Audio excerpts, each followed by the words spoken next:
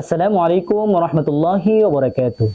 প্রিয় দর্শক, আল ফয়েজ টিভি নিবেদিত ফয়েজুল কুরআন অনুষ্ঠানে আপনাদের সকলকে জানাচ্ছি স্বাগতম। প্রিয় দর্শক, আমি আজকে উপস্থিত রয়েছি, আমি মুফতি তাজুল ইসলাম ফয়েজি।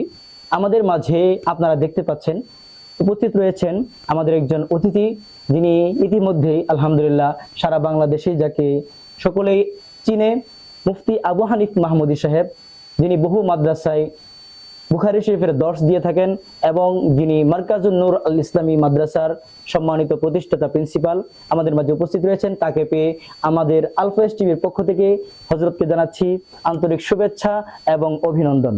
হুজুর, কেমন আছেন আপনি? আলহামদুলিল্লাহ। আজকের অনুষ্ঠানটা আপনার কেমন লাগতেছে? আলহামদুলিল্লাহ, খুব সুন্দর অনুষ্ঠান। তবে আপনাকে ধন্যবাদ এবং যারা কলা কৌশলী আছে সবাইকে ধন্যবাদ।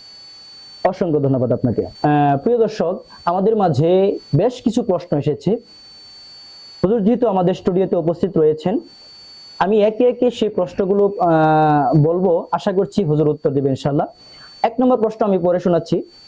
তাবলীগ জামাতের বিভক্তির কারণ এক হওয়া যায় কি না, এই বিষয়ে আমাদের দর্শকরা প্রশ্ন করেছে। আশা করছি হুজুর একটু উত্তর দিবেন। মাশাআল্লাহ দর্শক, খুব সুন্দর একটি প্রশ্ন।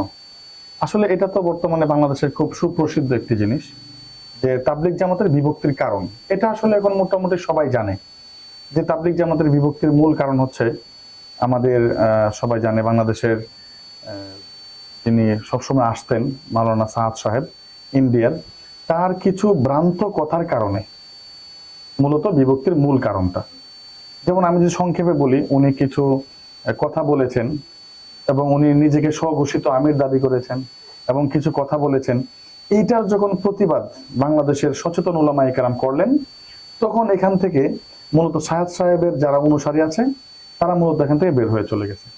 এবং যদি আমরা দুই একটা বলি, আসলে এটা অনেক, প্রায় 40-50টার মতো বিষয় আছে। এর মধ্যে একটা হচ্ছে যে মাওলানা সাহাদ সাহেব বলেন যে ইলম যারা শিখায়, যেমন আমাদের উলামায়ে কেরাম আমরা যারা ইলম শিখাই, তারা ইলম শেখানোর বদৌলতে কোনো বেনিফিট নিতে পারবে না, বেতন নিতে পারবে না। এবং তিনি বলেন যে এটা হচ্ছে একটা মানে বেশ্যার ইনকামের চেয়েও মানে জঘন্য ইনকাম এবং নাউজুবিল্লাহ। এবং তিনি বলেন যে এই ইনকাম এটা হচ্ছে যে যারা এরকম ভাবে টাকা নেবে তাদের আগে বেশ্যা জান্নাতে চলে যাবে। এটা একটা বিষয়, এটা তো সম্পূর্ণ ভুল একটা বিষয়। তারপর আরেকটা বিষয় যেমন আছে যে তিনি বলেছেন যে মুসা আলাইহিস সালাম যখন হারুন আলাইহিস সালামকে কওমে রেখে যখন উনি আল্লাহর সঙ্গে সাক্ষাতে চলে গেলেন, তো এটা উনি ভুল করেছেন। উনার বিষয়টা হচ্ছে এমন, কনসেপ্টটা এমন যে উম্মতের ভিতরে আপনার এই দাওয়াতি মেহনত এটা এত বেশি ইম্পর্টেন্ট যে কারো সহবতেও যাওয়া যাবে না।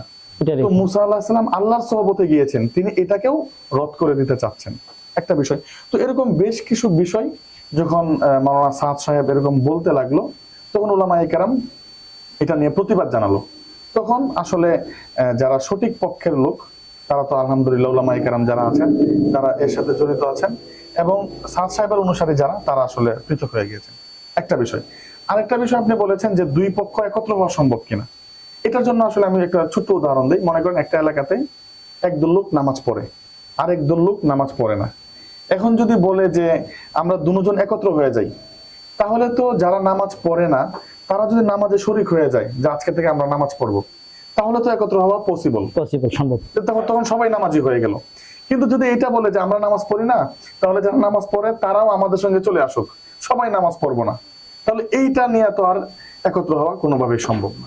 এটা কখনো ইসলাম সমর্থন করে না। এখন তাদের যে ভ্রান্ত যে আকীদাগুলো আছে, যে কথাগুলো আছে, এগুলো থেকে যদি তারা ফিরে আসে, রুজু করে, এবং আপনি জানেন যে সাদ সাহেব কিন্তু বেশ কয়েকবার রুজু করেছে, এরপরে আবার বিভিন্ন জায়গায় এই কথাগুলোই বলেছে, যে কারণে তার যে রুজু এটা গ্রহণযোগ্য না।